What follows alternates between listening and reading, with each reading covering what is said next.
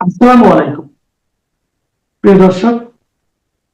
অন্য মঞ্চের আলাপচারিতায় আমাদের আজকের অতিথি 2024-এর আগস্ট থেকেই সেনাপ্রধান ওয়াকার বুঝেছেন এর আশা নাই, সকলেই আসলে তাকে সরিয়ে দিতে চায়।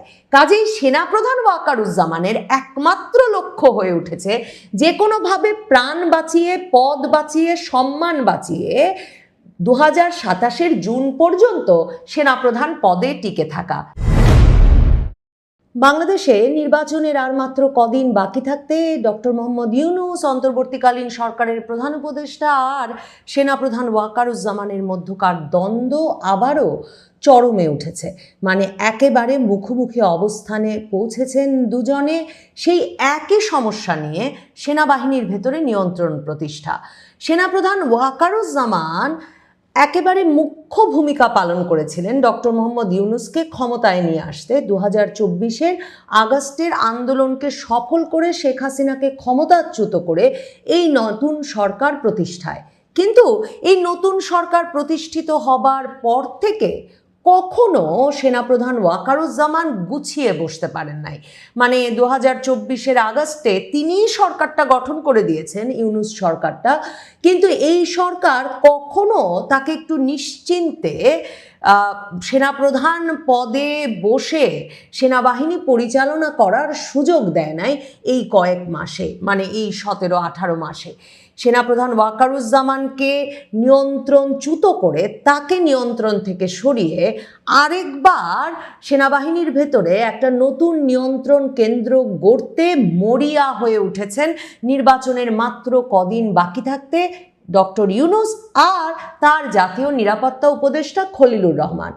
স্বাভাবিকভাবেই ডক্টর ইউনূসের জন্যে এটা খুব একটা ক্রুশিয়াল সময়, বিশেষ করে 12ই ফেব্রুয়ারির নির্বাচনের সাথে জুলাই সনদকে হ্যাঁ ভোটে পাশ করিয়ে আনবার পর যে পরিস্থিতি তৈরি হবে, তাতে তারা যেসব অপশন নিয়ে ভাবছেন, একটা বিপ্লবের জাতীয় সরকার গঠন, সকল দলের অংশগ্রহণে একটা জাতীয় সরকার গঠন, কিংবা কোনো এই সরকারটি আগামী 3 থেকে 9 মাস পর্যন্ত চালিয়ে নেওয়া, অন্তত যে সরকারের অধীনে নবনির্বাচিত সংসদ সদস্যরা সাংবিধানিক সংস্কার পরিষদের সদস্য বা গণপরিষদ সদস্য হিসেবে দায়িত্ব পালন করতে থাকবেন। এই সবগুলো অপশন নিয়ে যখন ভাবছে অন্তর্বর্তীকালীন সরকার, তখন তারা দেখছে একটা মাত্র প্রতিষ্ঠানে এখনো পূর্ণ নিয়ন্ত্রণ প্রতিষ্ঠা তাদের পক্ষে সম্ভব হয় নাই। আর সেই প্রতিষ্ঠানটা অত্যন্ত গুরুত্বপূর্ণ, ক্রুশিয়াল একটি প্রতিষ্ঠান, যেই প্রতিষ্ঠানটিতে নিয়ন্ত্রণ রাখাটা, সরকারে থাকা, সরকার, নতুন সরকার গঠন, আগামী সরকারের ভবিষ্যৎ, 12 তারিখের পর আইন শৃঙ্খলা পরিস্থিতি কোন দিকে যাবে, এই সব কিছু বিষয়ে একেবারে সিদ্ধান্ত গ্রহণকারী ভূমিকা রাখবে সেই প্রতিষ্ঠান সেনাবাহিনীতে এখনো ইউনূস সর্বোচ্চ নিয়ন্ত্রণ প্রতিষ্ঠা করতে পারে নাই। সেই জন্যই সেনাবাহিনীতে আবারও গুরুত্বপূর্ণ পদে রদবদল, পছন্দের লোককে বসানোর বিষয়ে মরিয়া হয়ে উঠেছে ইউনূস। এবার ডক্টর মোহাম্মদ ইউনূস আর তার জাতীয় নিরাপত্তা উপদেষ্টা খলিলুর রহমানের লক্ষ্য সিজিএস পদটি, chief of general staff. Bangladesh সেনাবাহিনীতে চিফ অফ জেনারেল স্টাফ পদটিকে সেনাপ্রধানের পরের সবচেয়ে গুরুত্বপূর্ণ পদ হিসেবে চিহ্নিত করা হয়। চিফ অফ জেনারেল স্টাফ, সিজিএসই আসলে অপারেশনাল ব্রেইন হিসেবে কাজ করেন সামরিক বাহিনীর। মানে তিনি আসলে প্রতিদিন সামরিক বাহিনী, সেনাবাহিনী কিভাবে তার কাজ করবে, সিভিল প্রশাসনের সাথে সেনা প্রশাসন যখন কাজ করে, ধরেন নির্বাচনী ডিউটি যে দেবে, কিভাবে নির্বাচনের সময় সেনাবাহিনী কোথায় কোথায় মোতায়েন থাকবে, আইন শৃঙ্খলা পরিস্থিতির হঠাৎ অবনতি হয়ে গেলে কি ধরনের ভূমিকা সেনাবাহিনীকে নিতে হবে, এটা থেকে শুরু করে ইউনূসের আরেকটা যাতে গুরুত্বপূর্ণভাবে লক্ষ্য, সেটা হচ্ছে কেনাকাটা, প্রতিরক্ষা সংক্রান্ত সকল ক্রয় এবং বাজেট বরাদ্দ, এই বিষয়গুলো নিয়ন্ত্রণ করেন সিজিএস বা chief of general staff. Chief of general staff Bangladesh সেনাবাহিনীর এমনই গুরুত্বপূর্ণ একটি পদ যে পদটিকে বলা হয় যে এই পদে থাকা ব্যক্তি হচ্ছে সেনাপ্রধান ইন ওয়েটিং। মানে সেনাপ্রধান যিনি হবেন তিনি এখন আপাতত অপেক্ষা করছেন চিফ অফ জেনারেল স্টাফ পদে। ওয়াকারুজ্জামানও চিফ অফ জেনারেল স্টাফ ছিলেন।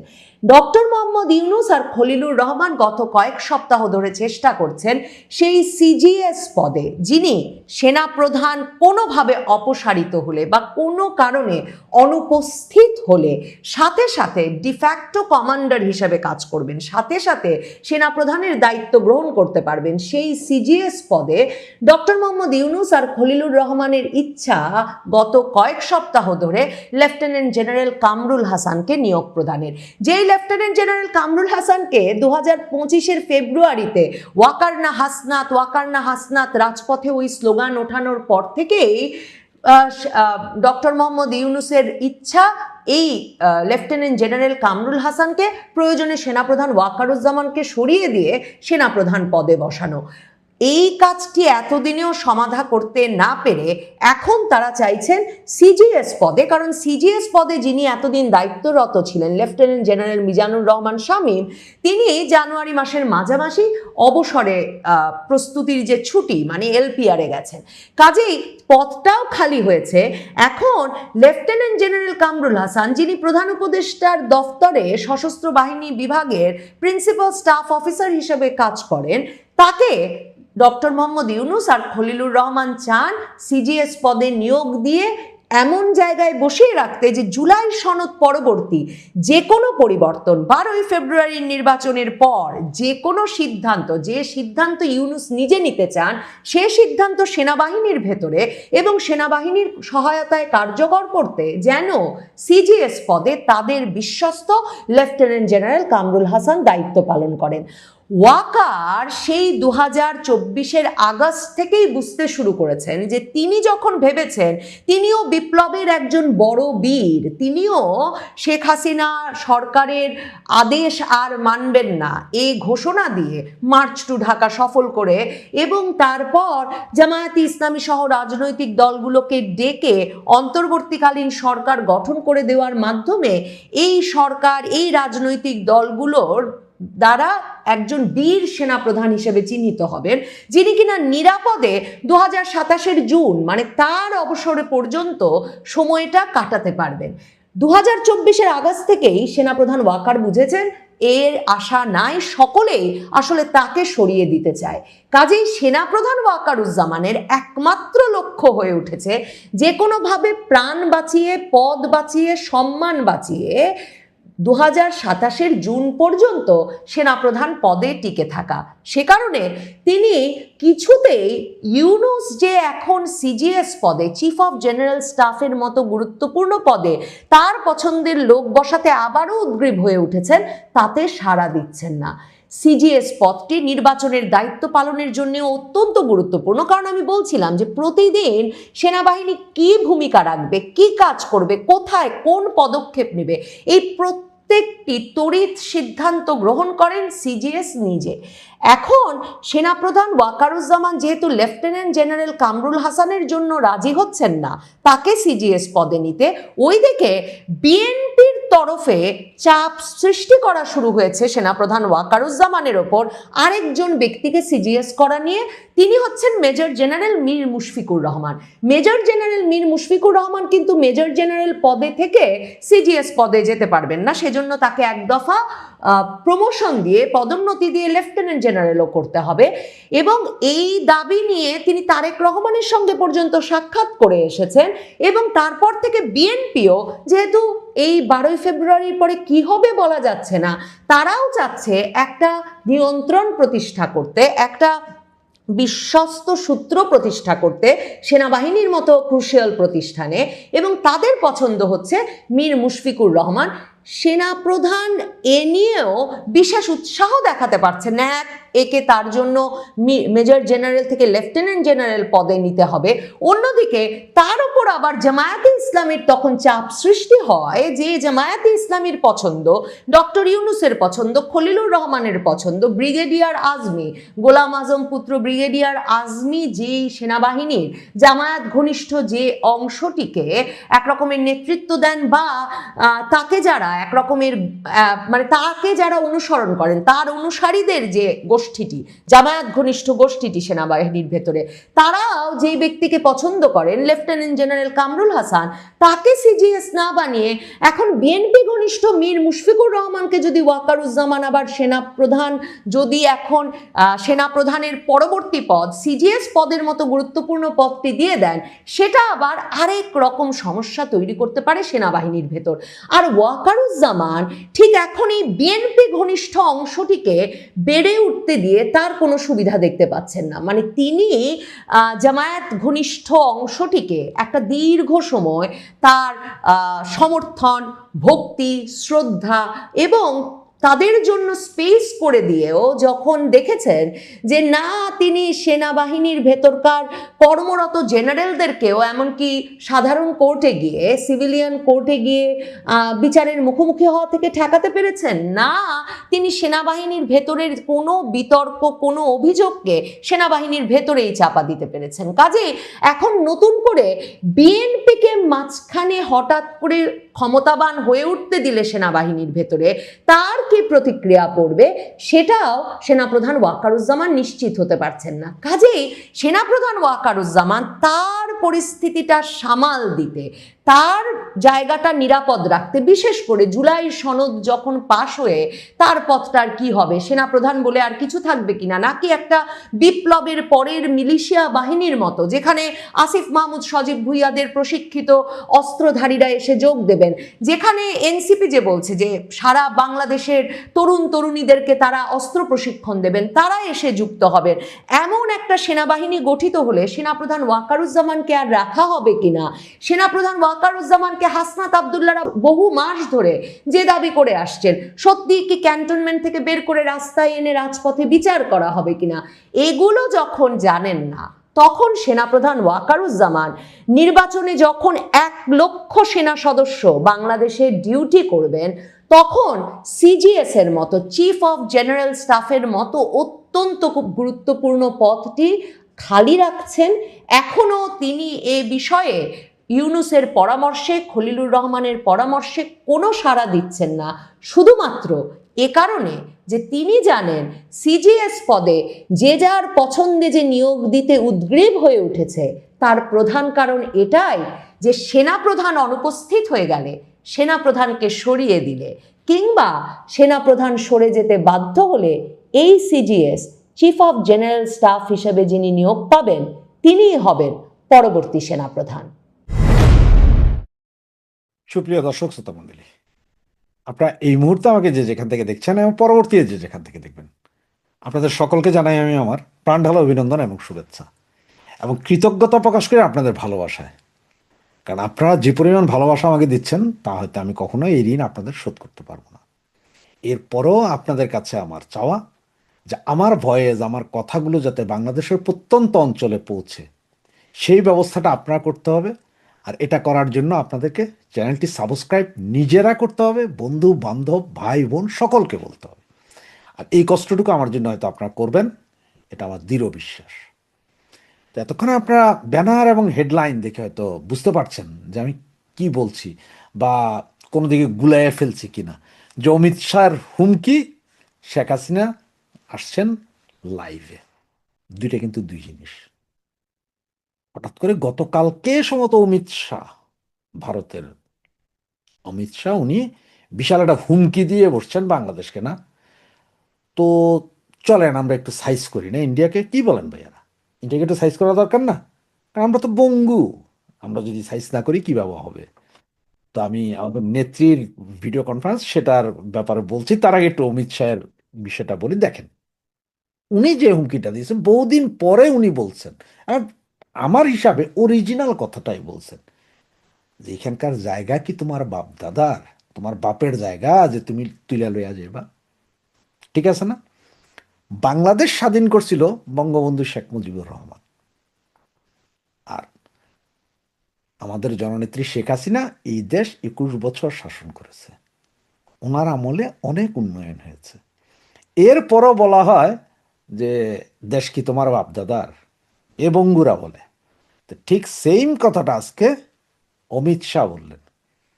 ভারতের মাটি তোমাদের বাপদাদার, ভারত যুদ্ধ করা লাগবো না ভাই।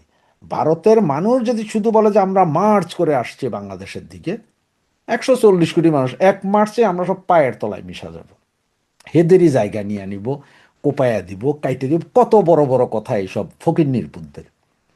আপনার কিছুদিন আগে কোথায়, এই যে 10-12 দিন আগে জানা দেখছেন তো, আপনারা শুনছেন যে ডোনাল্ড ট্রাম্প বলছিল কি যে আমি গ্রিনল্যান্ড দখল করে নিব, গ্রিনল্যান্ড হয় আমার কাছে বেচা দাও, আর নয়তো আমি দখল করে নিব আর্মি দিয়া।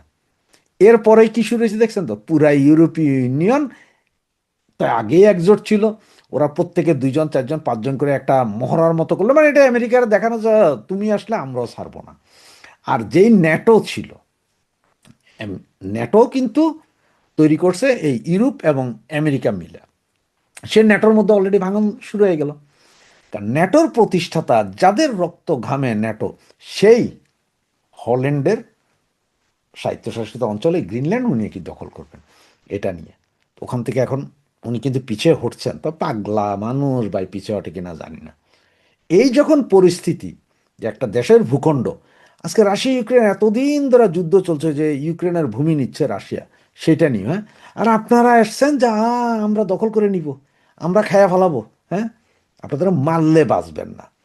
অমিত শাহ কিন্তু সঠিক সময়ে সঠিক কারণেই হুমকিটা দিয়েছেন। কারণ আপনারা যদি একটু খেয়াল করেন যে গত বেশ কিছুদিন যাবৎ দেখছেন যে বাংলাদেশের বর্ডার এরিয়া পুরোটাতে সেনা ক্যাম্প থেকে শুরু করে অনেক কিছুই করেছেন। এবং অমিত শাহের হুমকিটার 2 দিন আগে আমাদের ওই যে কন্ডমাপা আছে না, আপনার যে পরিবেশ আপা আর কি, উনি রংপুরের ওইদিকে গিয়েছিলেন হানা ভোটের পক্ষে প্রচার চালাইতে। সেদিন কিন্তু উনি চাইনিজ অ্যাম্বাসাডারকে নিয়ে গিয়েছিলেন। ভোটের ক্যাম্পেইন বাংলাদেশের, ভোট ক্যাম্পেইন, ভোট দিবে বাংলাদেশের জনগণ, আর আপনারা নিরপেক্ষভাবে ইলেকশনটা করবেন, আপনারা কেন হানা পক্ষের প্রচার চালাইতেছেন? প্রথম কথা। দ্বিতীয় কথা হচ্ছে যে সেইখানে আবার এই চাইনিজ রাষ্ট্রদূত নিয়ে যেতে হবে কেন আপনারে? উনি কি বুঝে? উনি হানার বুঝে এটা কি? উনি বাংলায় কথা কয়, ইংলিশ পারে, কিছুই তো না, তাহলে ওনার নিয়ে যেতে হবে। এগুলো হচ্ছে যে ওই জায়গায় মানে ইন্ডিয়ারে দেখানো যে দেখো আমাদের সাথে আছে। তো এই জন্য অমিত শাহ যে হুমকিটা দিছেন, এই হুমকিটার ফলাফল আমরা কিছু না কিছু পাবো। একদম যে কিছু পাবো না তা না, কিছু না কিছু পাবো। এদিকে ভারতের আজকে বাংলাদেশের অনেক পত্রিকায় হয়তো দেখছেন, হ্যাঁ ভারত বাজেট পেশ করেছে, সেখানে বাংলাদেশকে দেওয়া সাহায্য কমিয়ে দিয়েছে। কেন রে ফকির নির্বুত, তোরা না বলে বয়কট ভারত, বয়কট ভারত, তো এখন তোদের বরাদ্দ কমিয়ে দিয়েছে, তাতে কি হয়েছে? তোরা তো বয়কট ভারত। আমি তো কমু যে এম্বাসি মেম্বাসি, ভারতের এম্বাসি মেম্বাসি যা আছে তোরা সব জ্বালায়া পড়াইয়া দে, কূটনীতিক সম্পর্কই ছিন্ন করে আলা। তোরা পাকিস্তানের সাথে কর, তোরা ওখান থেকে পাকিস্তান থেকে গাধার মাংস আইন না গরুর নামে বেশ বেচা খা, ঠিক আছে না? এই অবস্থাতেই চলবে। সুতরাং অমিত শাহের যেই হুমকি, এতদিন পরে একটা হুমকি দিছে, তবে এই হুমকিতে বাঙালির কাজ হবে না। আমার মতে ইন্ডিয়া একটা ডলাও দিতে হবে। কারণ আপনি দেখেন মুম্বাই অ্যাটাকের যেসব লোকগুলো, মুম্বাই বিস্ফোরণে জড়িত যেসব লোকগুলো ছিল, এবং এটা ইন্টারন্যাশনালি জানে, এই লোকগুলো এখন বাংলাদেশে আছে সবাই। এবং পাকিস্তানের প্রচুর সন্ত্রাসী সংগঠনের লোকজন এখন বাংলাদেশে আছে। হ্যাঁ, যে কোনো মুহূর্তে যে কোনো কিছু ওরা ঘটাইতে পারে। শুধু ইন্ডিয়া তো দেখেই থাকে ভাই, আমার দেশ আমি রক্ষা করব না। আপনার বাড়ি এসে কেউ যদি বলে যে আপনার বাড়ি দখল করবেন, আপনার বাড়ির জায়গা এটা আমার, আপনার ছেড়ে দিবেন? আপনিও তো আপনার বাড়ির সীমানা প্রাচীর দেন, বা জায়গার মাপজোক থাকে যে ভাই এখানে এসেন না, এখানে নিয়ে নিলে মারামারি হয়ে যায় না, কোপাকুপি হয়ে যায়। আরে বাপের সম্পত্তি ভাগের জন্য 2 ভাই পিটাপিটি হয়, সেইখানে আপনার আরেক দেশের সম্পদ খাইয়া ফেলাবেন, ভাগ করে দিবেন, আপনার নিজেরই লেংটির খবর নাই। এটা অবস্থা কি জানেন, যা আপনার নিজেরই ওই মিডল দণ্ড দেখা যায়, আবার আপনি কইতেছেন যে আরেকজনের পাশা দেখা যায় কেন? এই হচ্ছে বাঙালির অবস্থা। তো অমিত শাহ যা বলছেন, আমার মনে হয় কি জানেন, যে যে কোনো মুহূর্তে এমনও হইতে পারে যে বাংলাদেশের 3 টুকরা করে শুধু ঢাকার টুকরাটা রাইখা বাকি দোনোটাই ইন্ডিয়া দখল করে কইতে যে এটা আমাদের ভূমি, এবার তোরা যা ফালাবি ফালা। এটা হইতে পারে, এরকম হওয়ার সম্ভাবনা খুব বেশি। এখন আসেন যে আমি আমাদের নেত্রী, আমাদের আপা, ওনার যেই বার্তা আসবে, তবে অনেকে বলছে যে ভিডিও বার্তা দিবেন, তবে আমার কাছে যে খবরটুকু আছে সেটা হচ্ছে যে উনি ভিডিও বার্তা দিবেন না। উনি প্রায় 7 থেকে 8 মিনিটের জন্য সারা বাংলাদেশ সহ বিশ্বে বাংলা ভাষাভাষী মানে বাংলাদেশিদের জন্য বাংলাদেশের জনগণের উদ্দেশ্যে 12 তারিখের আগে একটা ভাষণ দেবেন। নির্বাচনের আগে, এই অবৈধ নির্বাচনটার আগে একটা ভাষণ দিবেন। সেই ভাষণটাতে উনি এই নির্বাচন যে আওয়ামী লীগ বিন যে নির্বাচনে এটা তো অবৈধ নির্বাচন এই বিষয়ে এত কোনো দিক নির্দেশনা তুলে দিবেন এবং জনগণের উদ্দেশ্যে বাংলাদেশের জনগণের উদ্দেশ্যে কিভাবে এই নির্বাচন না গিয়ে নিজ ঘরে থেকে boycott, no vote no vote, মানে আমরা ভোট দিতে যাবো না, জীবন বাঁচাও, এইটা বইলা এই ধরনের দিক নির্দেশনা দেওয়ার একটা কথা আছে বলে আমার কাছে যতটুকু। তবে সেটা কবে কখন কোন মুহূর্তে হবে সেটা এইক্ষণ পর্যন্ত কেউ বলতে পারে না। তার কারণ কি জানেন, উনি যেদিন ভাষণটা দেবেন সেই দিনে তো এমন হইতে পারে বাংলাদেশের সমস্ত ইন্টারনেট কাট অফ করতে পারে, বা উনি যেই 2, 4, 5টা বা 10টা বা 20টা যেসব ইউটিউব চ্যানেল থেকে বিভিন্ন টিভি চ্যানেল ওগুলার হয়তো স্লট আউট করে দিতে পারে, যে মানে ওগুলা বাংলাদেশে দেখা যাবে না। সুতরাং আমি বলবো যে বাংলাদেশের যেসব ভাই বোন বন্ধু বান্ধব আছেন, আপনার ফ্রি ভিপিএন ডাউনলোড করে অলরেডি রাখেন, ফ্রি ভিপিএনটা ডাউনলোড করে রাখেন। অনেক ইউটিউব চ্যানেল, অনেক টিভি চ্যানেল হয়তো ওনার ভাষাটাকে সরাসরি প্রচার করে দিব। যেন আমিও চেষ্টা করব যে আমি যদি এরকম দেখি তাহলে আমি হয়তো আমার ফেসবুকে ইউটিউবে আই না, আমি এটাকে চালায় দিব। তার কারণ হচ্ছে বাংলাদেশে যদিও বন্ধ করা হয় আমাদের এখানে তো বন্ধ করতে পারবেন না। আর আমরা বাইরে থেকে যারা আছি, আমরা বাইরে যারা আছি তারাও যদি চালায় দিই তাহলে আপনি করবেনটা কি? আপনি কত হাজার লোক বন্ধ করবেন? সুতরাং বন্ধ করতে পারবেন না, পুরোপুরি বন্ধ করতে পারবে না। এইটা হবে এবং সেটার জন্য উনি নাকি 7 থেকে 9 মিনিট ধরে একটা ভাষণ দিবেন। এর ভিতরে হয়তো 2-4টা প্রশ্ন থাকতে পারে, হয়তো কারো কারো এই যেসব সাংবাদিকরা থাকবে এদের হয়তো 2-একটা, তবে এটা হবে লাইভ, সরাসরি লাইভ। মানে এতদিন যেটা দেখেছেন যে উনি এর আগে আপনার ওই যে 2টা চ্যানেল সম্ভবত এ টিম এবং আরেকটা কোনটাতে আসছিলেন জানি, তাতে ওনার চেহারা দেখা যায় নাই। বিভিন্ন হোয়াটসঅ্যাপ কল, তারপর মেসেঞ্জারে কল, এরপরে টেলিগ্রাম, বু team, A team, B team, C team, যত জায়গায় কথা হয় কোথাও ওনার চেহারা কেউ দেখেন নাই। তবে এর মধ্যে একটা বিষয় ছিল যে দেখেন, বঙ্গবন্ধু শেখ মুজিবুর রহমান 1975 সালের 15ই আগস্ট মারা গেছেন। উনি মারা যাওয়ার পরে এখন পর্যন্ত যদি আপনারা ওই কবর খোঁড়েন তাহলে মনে হয় হাড্ডি মাড্ডিও নেই, এগুলো সব মাটিতে মিশে গেছে। কিন্তু এইটাও বাঙ্গু মুসলমান তো বলবো না, বঙ্গুদের মধ্যে বহুত খারাপ, এই যে জামাত বিএনপির আতঙ্ক বঙ্গবন্ধু শেখ মুজিবুর রহমান। বাংলাদেশের এই জারজ বাঙালি, এখনো 20% জারজ বাঙালি, তাদের শেখ মুজিবের নাম শুনলেই ভয়। তালিবার শয়েকার শেখ খ পর্যন্ত যায়, তালিবার শয়েকার শুনলেই তাদের কলিজায় ভয় ঢুকে যায়, তাদের ব্লাড প্রেশার বেড়ে যায় 180-র উপরে, 200-র উপরে চলে যায়, তাদের ডায়াবেটিস হাই হয়ে যায়, সব কিছু হাই হয়ে যায়। যার কারণে এই যে 32 নম্বর বাড়ি, যেটা হেরিটেজ সম্পত্তি, যেটাতে কোনো কিছুই নাই, এটাকে জাস্ট এমনি রাখছে মানুষজন দেখতো, ওইটাও ভাঙা নিশ্চিহ্ন করছে। এখনো যা আছে ওইটাও ভাঙবে, মানে ওদের ভয় এইটার ভেতর থেকে না বাইরে যায়, মানে ওরা ঘুমাইলেও শেখ মুজিবরে ভয়ে দেখে।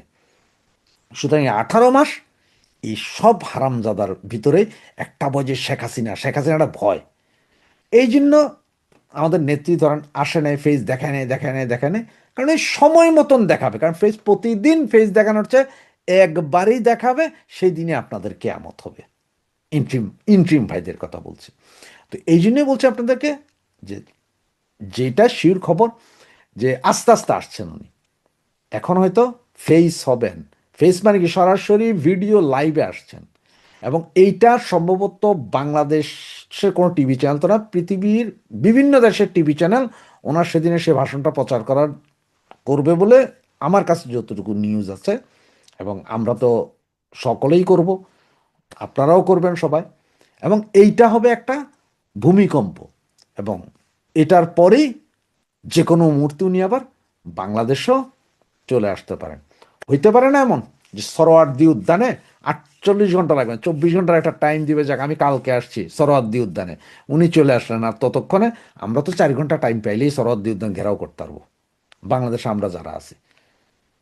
এটা আসছে ধাপে ধাপে, তবে ভিডিও বার্তা নয়, এবার ভিডিও বার্তা নয়, এবার সরাসরি লাইভে আসছেন।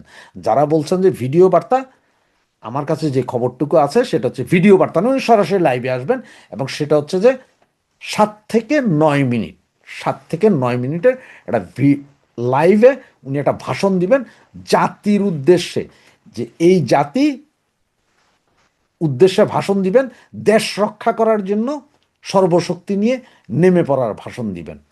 সেটাই আমরা এখন দেখার অপেক্ষায়, শোনার অপেক্ষায়, আমাদের নেত্রীকে দুচোখ ভরে প্রাণ ভরে দেখার এবং ওনার কথা শোনার অপেক্ষায় আছি। জয় বাংলা, জয় বঙ্গবন্ধু।